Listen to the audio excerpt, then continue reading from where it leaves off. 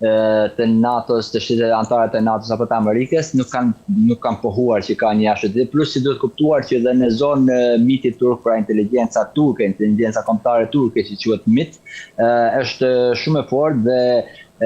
shumë kolegë të tanë biles tallen që si ka mundësi që CIA, FBI të gjithë ata mos ja ta lejnë Trumpin sa ti besoj një informacioni të rrem, pra si është ku asnjë lloj inteligjencë, asnjë lloj informacioni në Turqi nuk ka pas për një gjë të tillë. Pra ka qenë më shumë ndoshta edhe vetë Trumpi gjithsesi thotë që është dhënë informata nga Mossadi, por mund të ketë qenë edhe një gjë për atë të tjetërsuar aktualitetin apo për të ulur rëndësinë e asaj të cila u fol dhe u bën ato 5 pikat që të gjithë hullen firmë mbi të re. Ndërkohë, Sokol, si po e shikon situatën në midis Shteteve të Bashkuara të Amerikës edhe Iranit? Situata është tensionuar, pavarësisht se në kaluar Trumpi tha që i ndaluam të gjitha bombardimet kundra Iranit dhe aty lindë edhe pikpyetja pse pra u ndaluan. Pra herë fillojnë ndalojnë, herë fillojnë ndalojnë. Një do të shohim nga të dy anët. E para, Amerika me sa duket nuk e ka llogaritë të jetë kështu, ose ka llogaritë dhe ka një strategji afatgjatë të cilat mund ta shohim në vitet në vijim, por ajo kundërpërgjigja e Iranit dhe me të vërtetë që sy për sy dhe për dhëm që po bën Irani pra në vendet e tjera, me të vërtetë që e ka plagosur Amerikën. Nuk është se Irani po fiton luftën dhe po mund Amerikën, mos të keq kuptohet, por i ka dhënë fatura shumë të mëdha, pra edhe aleateve kryesor dhe jetik të Amerikës në rajon. E dyta, përse e ndaloi këto kur tha tashmë ne do të ndalohemi fare, të jepim ose do të dorëzohen ose do të nxjerrin flamurin e bardhë ose nuk ndalojnë bombardimet, në fakt do të shohim edhe rolin e Huthive, rreth i cilit vazhduan edhe atje në bombardime me Arabinë Saudite, të cilat normalisht krijuan një problem të ashtu dhe sa filloi të rritet problemi global, pra ngushtica e Hormuzit, por edhe ngushtica e Suezit, anej ma thonë, atëherë Trumpi e ndalumi direkt dhe nga $100 që ishin në bursat ndërkombëtare fuqia e naftës, tashmë ran prapë ka ragati dhe 75-80 euro, $80. Kështu që Amerika herë tërheq, pastaj godet, herë tërhiqet mbrapsht, pastaj godet. Dhe këtu ka normalisht edhe mendime të ndryshme, thonë që nuk ka edhe depozitimi i armëve nuk është aq i mjaftueshëm, por kjo është shumë për të dëshiruar, por që është reale është që po Amerikës i duhet kohë shumë, për të transportuar mjetet luftarake nga një vend në një vend tjetër. E dyta, dihet edhe që ka shumë të thëna, apo mund ta quajmë ndoshta edhe thashëtheme që janë edhe deri diku reale, që shumë armatime nga Bashkimi Evropian, pra nga bazat amerikane që janë në Europë, avash po kalojnë në lindjen e mesme dhe kjo normalisht ja ul vlerën edhe Europës, e cila Afrika tashmë ka hyrë në palës Evropës. Kurse nga aspekti tjetër do ta shohim që po Irani dites po e rrit efikasitetin e vet. Pra, domethënë thotë sy për sy dhe dhëm për dhëm, e cila me të vërtetë i ka futur frikën jashtë masë Izraelit redit dhe sipas Iranit, edhe pse që në ditën e të nesme kur fillon me 28 shkurt bombardimet e Izraelit dhe Amerikës në Iran, thanë që hiket 80%, hiket 90%, dhe nëse shohim pra tashin pas 5 muajve, pas 6 muajve, edhe në prononcime zyrtare të zotit Rubio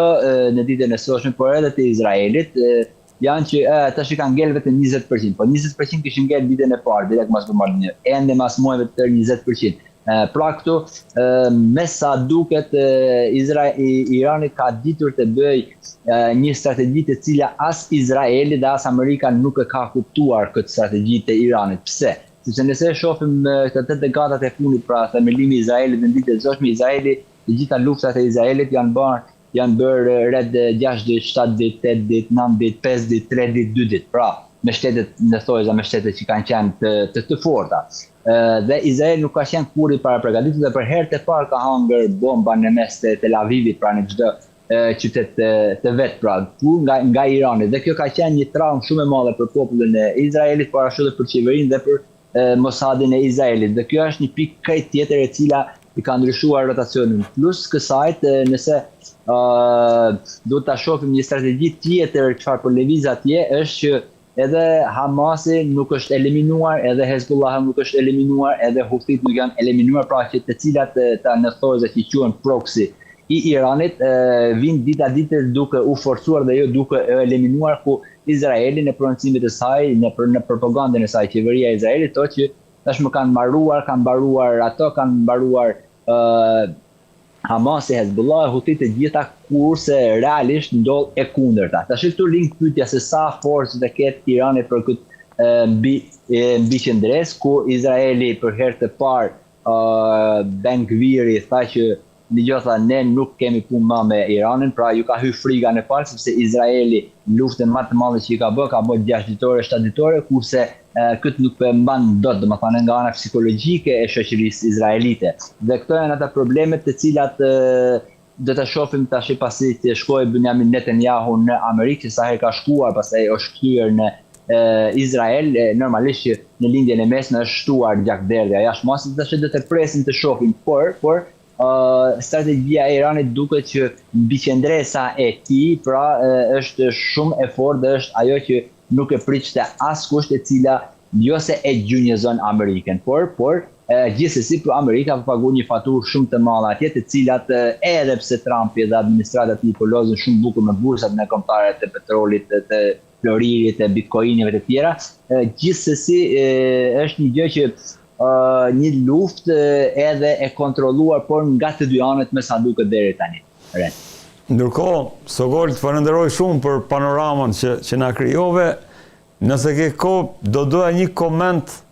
për Shqipërinë tani më, si po e shikon nga Izmiri, si po reflektohet edhe nga Turqia kjo që po ndodh në Shqipëri. Se herën e fundit një koleg i yni tha që në Shqipëri para 3 apo 4 javë ka qenë dhe Ibrahim Kalën, që i bie të jetë një nga njerëzit më të rëndësishëm të mitit turk. Në fakt qeveria e Shqipërisë është për të ardhur gjinaf, por është për të ardhur gjinaf për ne, pra për popullin shqiptar, të cilët kemi këtë qeveri kaq pa përgjegjëse, domethënë që tallet me popullin e vet, një kryeministër që me të vërtetë është turp, me qenë kryeplak dhe jo kryeministër, ku ai turpi më i madh në fakt i përket edhe PS-s dhe simpatizantë të PS dhe sidomos patronazhistëve, sepse totalisht domethënë Edi Rama e quan veten si mbret, si sultan i Shqipërisë dhe nuk pyet askënd, dhe të gjithë të tjerët janë domethënë nuk janë gjahu i Edi Ramës, por janë ata si të domethënë që njerëzit domethënë që nuk kanë asnjë lloj vlerë në shoqërinë shqiptare, të gjithë ministrat, të gjithë deputetët, dhe kjo është problemi jetik për Shqipërinë. Ne kemi pas folur edhe përpara bashkë, redon përgjegjësinë e shoh totalisht tek kryeministria, ku duhet të japin dorëheqje me domos të ndryshojnë ligjet mirë, në radhë të parë ligjet për zgjedhjet, ligjet e 12-24, domethënë ato leqe do të eliminohet ai ligj, por edhe do të rikthehet mbrapa, do të ketë një pavlefshmëri absolute, sepse vatani, adheu dhe mileti dhe tokat janë shitur, janë falur, dhe kjo është me të vërtetë një problem jetik, të cilat edhe me na vjetën e mbrapa nuk e arritin dot të zgjedhin pronat, dhe ligji që po përgatitet apo që është në parlament tani për të dalur përsëri për tokat malore, çfarë janë atë, domethënë është një problem jetik i cili këtë me vetë bie ban Edi Rama dhe kolegë, domethënë dhe stafi i tij, për të tjetërsuar, pra për të futur një rromull aq të keqe Shqipërinë, sa mos më arritë të dalën për 30 ditë, sikur nuk dolme, domethënë që 35 vite red, dhe për këtë arsye unë mendoj që procesat janë shumë të vlefshme dhe me patjetër do të kemi mosbindje civile, sepse i shohim domethënë të dy anët, kryeministri deletalet biles edhe me një nanë me nënën e atij fëmijë, që kjo është turpi i njerëzimit dhe jo vetëm turpi i shqiptarëve, dhe tani i ka ngelur domethënë besa, ku besa domethënë një qeveri që s'ka besë, një qeveri që s'ka pas kurrë besë, domethënë një qeveri që nuk ka besë për veten e vet, domethënë me shokët e vet gjithë i ka futur mrena. Të flasim për besë Edi Rama apo ministrat e tina, kjo është turpi për ne, por protestat unë besoj që duhet të vazhdojnë dhe të arrisin qëllimin, ndoshta mund të duhet edhe muaj të tërë, por do të kemi mosbindje civile dhe do të kemi totalisht një sistem të ndryshuar, domethënë nga gjithë parlamenti, do të kemi një ndryshim të ligjeve, sepse në këtë gjendje edhe SPAK-un e shohim shumë mirë SPAK-un, e cila është një prokurori speciale ku në shumë vendet e botës ka bërë të duhurën, kurse tashmë është duket që është gati totalisht produkti Edi Ramës, por gjithsesi drejtësia Redi, unë besoj që në kohën e duhur do të funksionojë dhe do të shohim edhe patronazhistë, por edhe civilat në thojza, patronazhistët që dalin si policë civil, sidomos në protestën e kaluar, duke kapur, duke arrestuar, duke marrë njerëzit rrugës. Këto tashmë kemi shumë të lehtë Red që të gjitha janë të filmuara dhe e dim se çfarë bën Sokoli, çfarë bën Redi, çfarë bën të gjitha, dhe të gjitha janë këto të arkivuara, ku jo SPAK-u i shohim se efektiviteti i saj po duket shumë i dobët, sidomos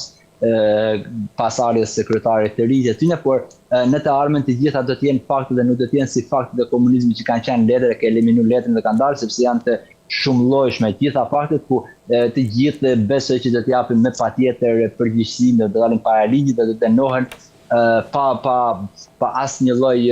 domethënë qoftë kryeministër, ministër apo çfarë do të jetë, kurse ajo që është për të ardhur keq, po kemi si unitet i kombit shqiptar, kemi presidentin i cili me të vërtet që apo merret me pulari, apo merret me vezë, apo shef çmimin e vezës, nuk e di, por më së pas asnjë rol. Kjo tregon se ku ka shkuar qeveria e PS-s, e cila me të vërtet vetëm keq po ka kombi shqiptar dhe asnjë të mirë se ka pas dhe se ka, të cilat i ka të gjitha fjalët të boshe, por populli tashmë është zgjuar, është populli jon, kombi jon, Red nuk është si të tjerët, di të ruaj, di të duroj, ka duruar, por me sa duket tashmë ka ardhur në litarin e fyt dhe nuk besoj që do të spraptet pa arritur të gjitha dëshirat e popullit, e kombit ton shqiptar, ku të gjitha të japin përgjegjësinë para ligjit dhe kombi shqiptar do të jetë tamam ashtu ku ka të drejtën e vet në Bashkimin Evropian, me ligjet e Europës dhe jo me ligjet e një qeverisë hajdute. Po, as Rama nuk ka ndërmend të sprapset, ofrova besën për bulevardin e Flamingove, po sa për sorrat dhe korbat kam 800.000 vota. Patjetër, një gjë, patjetër është ajo që ai nuk do të tërhiqet, normalisht nuk do të tërhiqet, sepse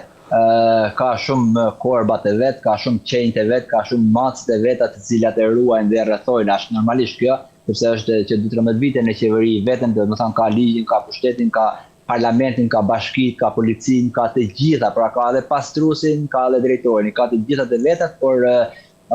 Redi jebi në kontinentin e Europës dhe e drejt nëse ti vjen prek tokën time, pra drejtën time, me të vërtet që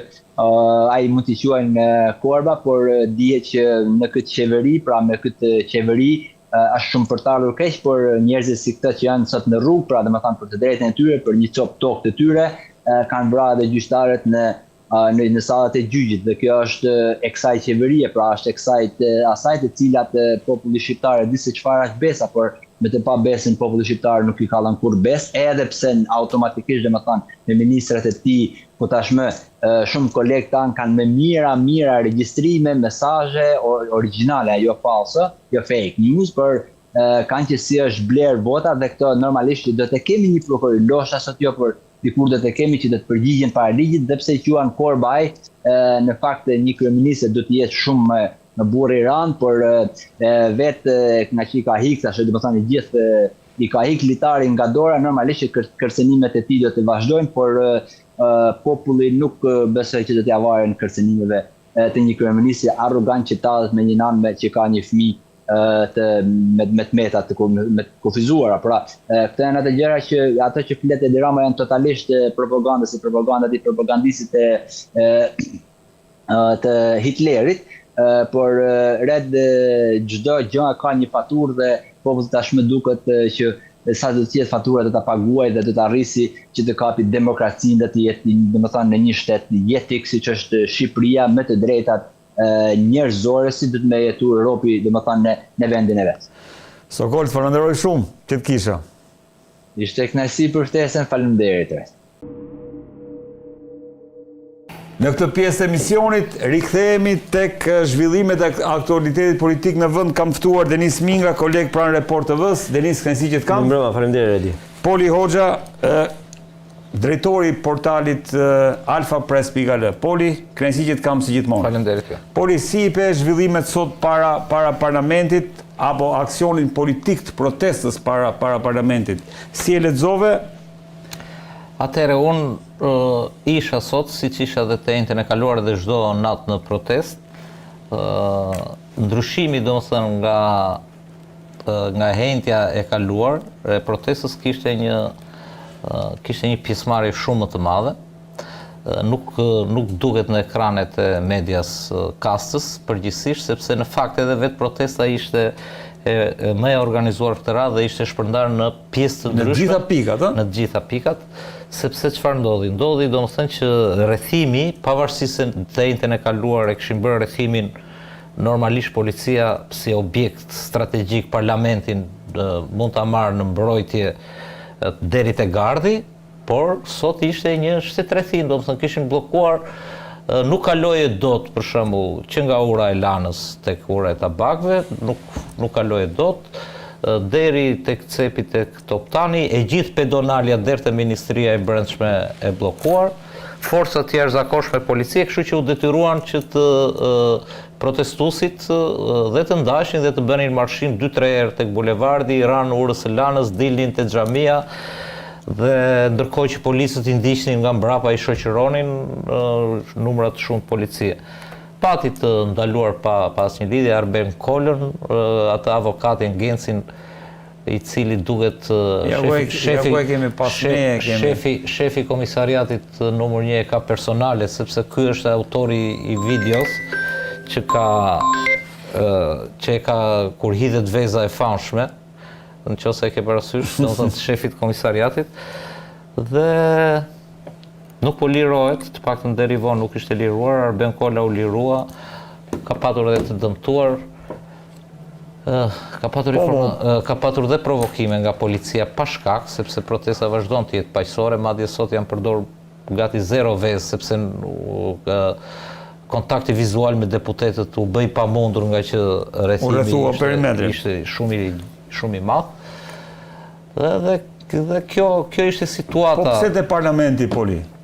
Pse te parlamenti, sepse dëgjoj, në fakt thelbi i protestës është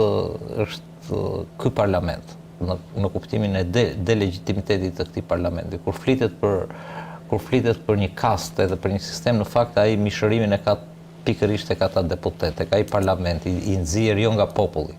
jo nga përfaqësimi, po i nxjerr nga xhepat e kryetarëve, nga një ligj zgjedhor, nga një kushtetutë e ndryshuar në 2008, e cila e ka kthyer atë parlament thjesht në noter të kastave oligarkike, politike dhe të krimit, madje kemi parë dhe ligje të dedikuara, kështu që protesta është aq e ndërgjegjshme saqë e di shumë mirë që shënjesër kryesore është parlamenti. Në kuptimin e asaj të saj që ka seanca, aq herë do jenë atje. Ndërkohë që duhet të ishte mbyllur sipas kalendarit, sot u bë një seancë tjetër, nuk e di. Nuk e mbyllet sot, po se është me 2 pjesë. Duket që Edi Rama në momentet e fundit, pas shkrimit të para 3 jave të një media të madhe holandeze, jarova emrin e saj, si e ka të paga, dhe të Bloombergut, që rrezikonte shumë Shqipëria për mos zbatimin e 2.5% që është dyshemeja. Në fakt e të çoi me një akt vendim qeverie, por dhe lojën ja kanë kuptuar, sepse tek buxheti për ushtrinë ai fut dhe emergjencat, sjarfikset, pagesa, gjëra të tjera, ndërkohë që shtetet e për pagesën për NATO. Për NATO, po. Shtetet e Bashkuara janë shumë të qarta që e duan me investim 5%. Po dhe atë që e ke deri në 3% për shembull, që ka shtetet duan me investim ushtarak, që ne jemi shumë brapa, jo thjesht me. Kështu që Edi Rama ka bërë një lëvizje tjetër në situatën e vështirë që është, ka kërkuar, ka marrë një hua nga Shtetet e Bashkuara të Amerikës. Kjo për cilën pati përplasje sot në parlament. Ka marrë një hua rreth 320 milion $, i cili është e gjitha hua për armatim të ushtrisë, për armatim. jo për tjetër gjë. Ajo që mori Agronsheja që që quajtën si sekrete, sepse e futi me të përshpejtuar dhe opozita kërkoi që të diskutojë në parlament, sipas kushtetutës e tjera, ata thanë vetëm